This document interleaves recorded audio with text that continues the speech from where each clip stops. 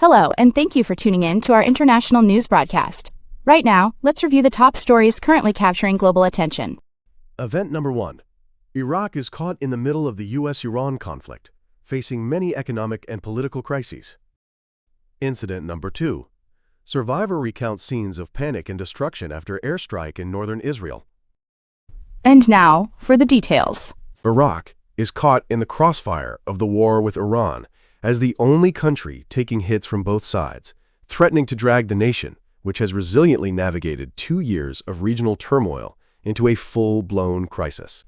As the war nears the 2-week mark, Iraq's situation is growing more precarious.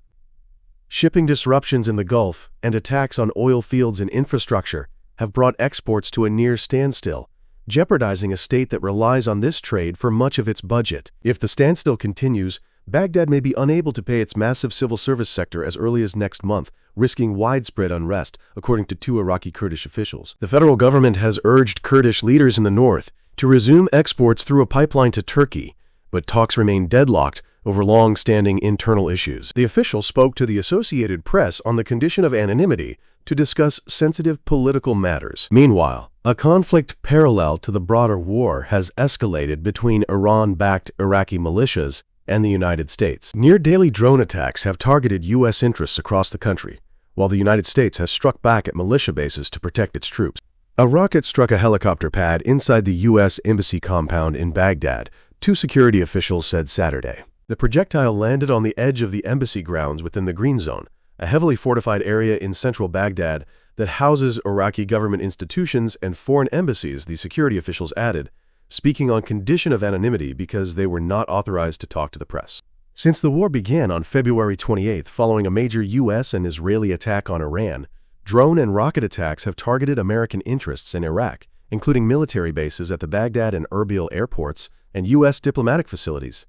Iran and its allied Iraqi militias have also attacked oil fields and energy infrastructure to inflict greater economic damage. Iraq is being drawn into the U.S.-Iran conflict that is engulfing the region. As the war enters its 3rd week, the situation for Iraq is growing increasingly dire. Shipping disruptions in the Gulf and attacks on oil and gas infrastructure have made it nearly impossible for the country to export crude oil, threatening a nation dependent on exports for the majority of its revenue. Officials here tell us that as early as next month, the government may be unable to pay public sector salaries, which has triggered widespread protests and unrest in the past. In parallel, the conflict between the U.S. and Iran-backed Iraqi militias is escalating, with near-daily drone attacks targeting American interests, including military bases near the Baghdad and Erbil airports and other facilities. In response, the United States has struck militia bases across the country. This is also happening at a time when the government in Baghdad is weakened. The government is operating in a caretaker capacity, which means the Prime Minister has limited authority to deal with the fallout from this war. A survivor of a rocket attack describes scenes of panic and devastation after a rocket landed near his home, just after midnight Friday in the northern Israeli village of Zarzir. Khaled Grifat, the owner of one of the damaged homes, told the Associated Press, "The attack followed a series of warning sirens. After midnight there were sirens at first, then a loud explosion a little far away. We went into the shelter and then came back out. After 10 minutes there were more sirens. The kids went into the shelter and I dozed off for a bit," he said. Zarzir is an Arab-Israeli village about 60 miles north of Jerusalem, near the border with Lebanon, where residents have frequently heard sirens during the latest escalation between Israel and Lebanon's Hezbollah militant group following the war with Iran. Grifat said the explosion hit just after he rushed back into the shelter. "Just as I managed to get inside the shelter, the explosion hit and everything around us was destroyed." There was no electricity, no lights. I started frantically searching for the children, and thank God I found them and my wife among the rubble. Israel's Magen David Adom ambulance service said about 58 people were injured in the rocket attack on Zarzir. The service said 1 person was in moderate condition and 57 others had very minor injuries from broken glass. Footage shared by the ambulance service from the scene of the blast showed damaged cars and scattered debris. Hezbollah said early Friday that it had fired several volleys of rockets toward northern Israel and at Israeli troops in southern Lebanon. After midnight there were sirens at first, then a loud explosion a little far away. We went into the shelter and then came back out. After 10 minutes, there were more sirens.